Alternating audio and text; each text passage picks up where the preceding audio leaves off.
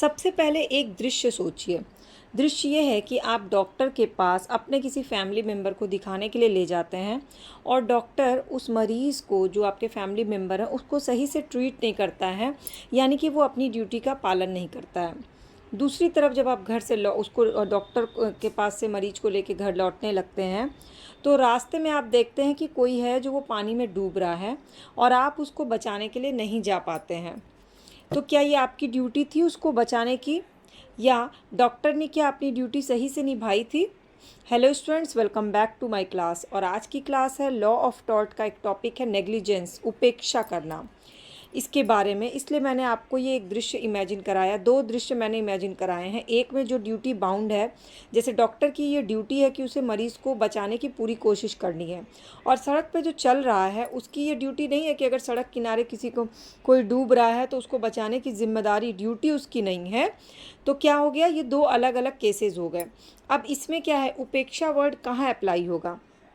उपेक्षा word apply होगा negligence, अगर कोई अपनी ड्यूटी पूरा नहीं करता है, यानी कि उसने अपनी ड्यूटी की क्या किया, नेग्लिजेंस किया, उपेक्षा की। तो सबसे पहले जब भी हम कोई भी लॉ का कोई टर्म पढ़ते हैं ना, तो उस टर्म को अपनी भाषा में समझना बहुत ज़रूरी होता है। तो अब आप नेग्लिजेंस का मतलब समझ गए होंगे, तो अब हम आंसर राइटिंग कैसे करना है वो शुरू करते हैं।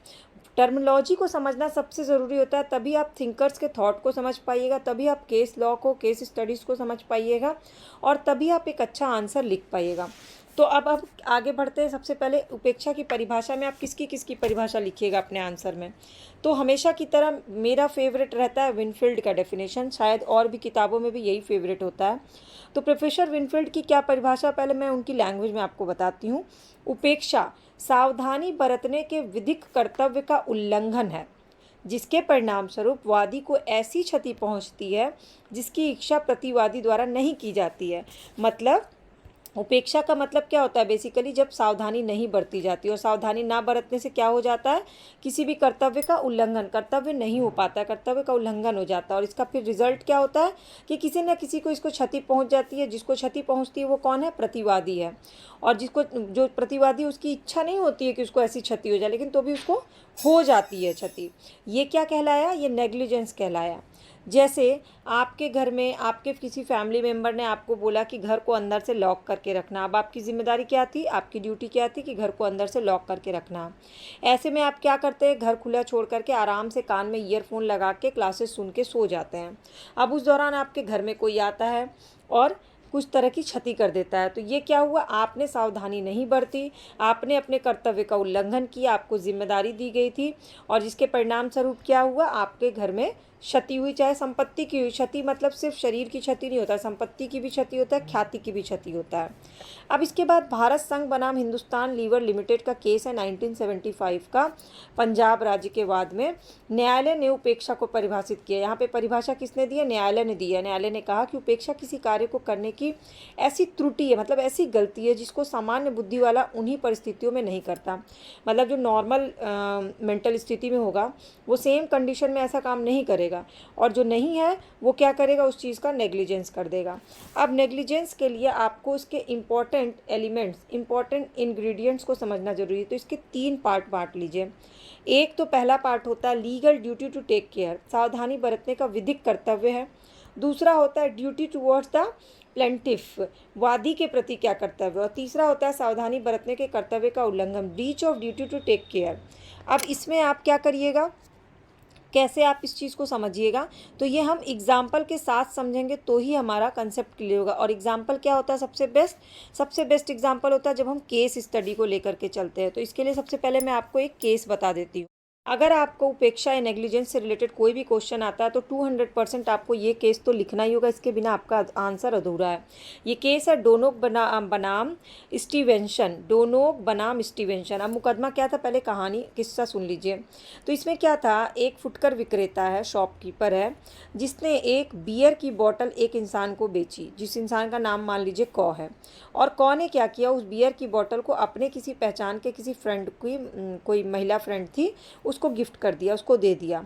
और उस महिला फ्रेंड ने क्या किया, बियर को पी लिया। जब बियर को पिया तो उसके अंदर जो है वो क्या पाया गया, कुछ कण और जीव जंतु पाए गए। अब ये क्या हुआ, ये बियर क्या है, शीशे की ऐसी बॉटल में थी जिसके अंदर का मटेरियल जो है वो दिख भी नहीं रहा था, तो बाहर से पता नहीं चल रहा था कि अंदर क्या है। फिर वादी जो था उसने बियर के निर्माता मैन्युफैक्चर के ऊपर उपेक्षा नेग्लिजेंस का वाद दायर किया और आरोप लगाया कि सड़ी हुई बियर पीने से बुरी तरह बीमार हो गई। अब बियर निर्माता से के उपेक्षा बरतने के कारण हुई। तो हाउस ऑफ लॉर्ड्स के समक्ष जब ये प्रश्न आया ना, तो प्रतिवादी का वादी के प्रति सावधानी बरतने का कर्तव्य था। मतलब जिसने बियर खरीदी, क्या सिर्फ कॉन्ट्रैक्ट दो लोग के बीच में हुआ था, जो दुकानदार है और जिसने बियर की बोतल खरीदी, सिर्फ उन दोनों के बीच में ये कॉन्ट्रैक्ट था कि वो उसको ख़राब बियर की बोतल बेचेगा? नहीं, फाइनली जो जज है ना, उन्होंने बोला एक नया चीज़, एक नया टर्म दिया, पड़ोसी का, नेबर, मतलब कि जिससे आखिरी स्टेज तक उस चीज़ को प्रभाव, उसका भी, उस पर की भी जिम्मेदारी बनती है। मतलब जो मैन्युफैक्चर कर रहा है, जो कंपनी है ना, उसकी जिम्मेदारी कहाँ तक है? ये लॉर्ड एटनिक जो जज हैं उन्होंने कहा कि पड़ोस तक की जिम्मेदारी, मतलब लास्ट जो उस प्रोडक्ट को यूज़ कर रहा है ना, उस तक उसकी जिम्मेदारी बनती है मैन्युफैक्चर कंपनी की। तो अब आपको ये केस याद रखना है, और अब इस केस के थ्रू हम आगे बढ़ेंगे, जो हमारे 3 तत्व हैं उसके बारे में समझेंगे। अब पहला है सावधानी बरतने का विधिक कर्तव्य, legal duty to take care. उपेक्षा के दायित्व के लिए आवश्यक है कि प्रतिवादी का विधिक कर्तव्य सावधानी बरतने का हो। सावधानी बरतने का कर्तव्य या तो पहले से विद्यमान कानून द्वारा नियत होता है या दूसरे के संबंध से उत्पन्न होता है। अब इसमें केस है जो वो है बैरन एंडरसन ने ब्लिथ बनाम बर्मिंघम वाटर वर्क्स कंपनी के वाद में उपेक्षा के विषय में। मतलब उपेक्षा किसी ऐसे कार्य में ओमिशन रहने जिसे कोई युक्तियुक्त व्यक्ति के मामले में वो जो विचार साधारणतया नियंत्रित करते हैं उनसे मार्गदर्शित होकर करता है, तो ऐसा कार्य करने को जिसे कोई प्रज्ञावान या युक्तियुक्त व्यक्ति नहीं करता है तो कहते हैं। अब इसको कैसे हम अपनी भाषा में समझेंगे वो बताती हूँ। जैसे कुछ लोग जो होते हैं ना, अपने स्वभाव से ये डरपोक होते हैं, तो उनको किसी भी मार्ग में हमेशा क्या रहेगा, किसी भी रास्ते में उनको शेर ही दिखाई पड़ता है जो डरपोक है। दूसरे कुछ ऐसे साहसी स्वभाव के लोग होते हैं जो किसी भी खतरे की परवाह नहीं करते हैं। तो ये इंसानों के बारे में बताया जाता है कि अत्यधिक डर और अत्यधिक विश्वास दोनों ही भाव से युक्त होता है, लेकिन ऐसा ही भाव जिसमें युक्तियुक्त मनुष्य की सावधानी, किसी भी भाव में सावधानी बरतना, ये जो है ये क्या है, मनुष्य का कर्तव्य है। जैसे कि जो बॉटल खरीद रहा था बियर की बॉटल, वो उसका क्या कर्तव्य था कि ये बियर की बोतल चेक करके ले। वो चेक कैसे करता, बोतल तो ट्रांसपेरेंट थी नहीं कि वो देखता। उसी तरह से मैन्युफैक्चर जो जिसने गिफ्ट दी, जिसने दिया दुकानदार ने, उसका क्या कर्तव्य था कि वो मैन्युफैक्चर कंपनी से खरीदने से पहले उसकी जांच करे। और तीसरा, जिसने इसको ड्रिंक किया, उसका भी ये क्या कर्तव्य था कि वो उसको जांच करके पिए। तो यहाँ पे क्या है, टेक केयर का कर्तव्य, ध्यान रखना, सावधानी बरतना, ये कर्तव्य है। इसमें एक केस है मैनचेस्टर कॉरपोरेशन बनाम मार्कलैंड के बाद में।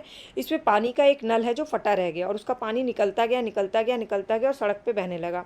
अब क्या हुआ, निकला हुआ पानी 3 दिन तक सड़क पे भरता गया और तीसरे दिन जोर की ठंड और पाला पड़ा और सड़क पे भरा हुआ पानी जम करके बर्फ़ बन गया। जब वो बर्फ़ बन गया तो उसके ऊपर से एक बाइक जा रही थी, वो बाइक जो है वो फिसल के गिर पड़ी और उस इंसान की मृत्यु हो गई। अब मरने के बाद विधवा ने कॉरपोरेशन तथा और जो मोटरसाइकिल था उसके स्वामी दोनों पर क्षतिपूर्ति का मुकदमा चलाया। तो फैटल एक्सीडेंट एक्ट 1846 के अंतर्गत चलाया, लेकिन मुकदमे में निर्णय में न्यायालय ने कहा कि मोटरसाइकिल का जो जिसने बनाया, जो स्वामी, उसको अभियोग से मुक्त किया जाए, क्योंकि मोटरसाइकिल बनाने वाले कंपनी की कोई गलती नहीं। गलती किसकी थी, कॉरपोरेशन की गलती थी, जिसने नल में सुधार नहीं किया, सड़क पे पानी जमने दिया और ऐसी स्थिति उत्पन्न हो गई। तो वो अपकृत्य था, वो क्या था, उपेक्षा था, वो क्या था, नेग्लिजेंस था। अब दूसरा टर्म आता है सावधानी बरतने का कर्तव्य वादी के प्रति होना चाहिए, ड्यूटी टुवर्ड्स द प्लेंटिफ।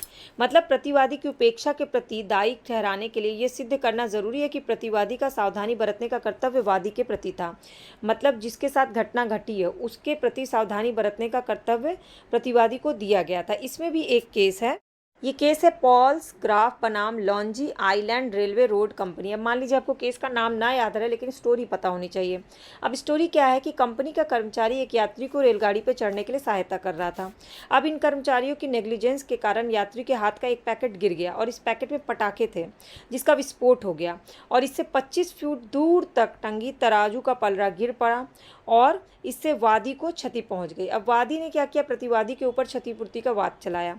फिर निर्णित हुआ कि प्रतिवादी दायी नहीं था, क्योंकि प्रतिवादी के कर्मचारियों का आचरण भले ही पैकेट के स्वामी के प्रति उपेक्षापूर्ण रहा, परंतु वह दूर पड़े खड़ा जो वादी था ना, उसके प्रति उसकी जिम्मेदारी नहीं थी। उसकी जिम्मेदारी सिर्फ उस यात्री को रेलगाड़ी पर चढ़ाने की थी, ना कि उससे दूर तक की जिम्मेदारी थी। तो डायरेक्ट क्या हो, सावधानी बरतने का कर्तव्य डायरेक्ट वादी के प्रति होता है। ठीक।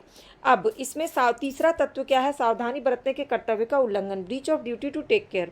अब उपेक्षा के दायित्व के लिए शर्त जरूरी है कि प्रतिवादी ने सावधानी बरतने के कर्तव्य का उल्लंघन किया था या अपने कर्तव्य के पालन में असमर्थ था।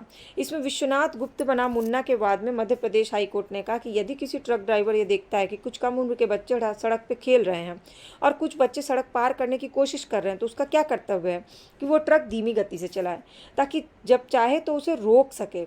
अब यदि ट्रक ड्राइवर इस प्रकार की सावधानी नहीं बरतता और उसके परिणाम स्वरूप कोई बच्चा घायल हो जाता है, तो ट्रक ड्राइवर क्या होगा, इसके लिए जिम्मेदार होगा, क्योंकि उसने क्या किया, नेग्लिजेंस किया, उसने क्या किया, उपेक्षा किया, अपने कर्तव्य का उल्लंघन किया।